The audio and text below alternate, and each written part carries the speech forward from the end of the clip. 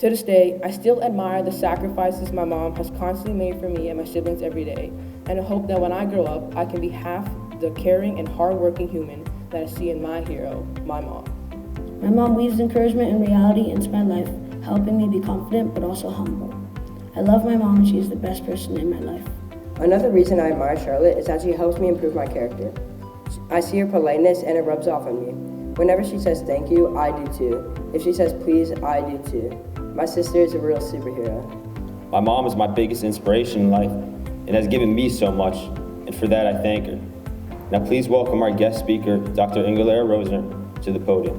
Thank you all. It's so nice to be here and to see people's faces. I think as a boys' school, it is of particular importance that we take some time to celebrate this month intentionally and recognize that such a legacy and influence is about the past, it's about the present, and it's also about the future.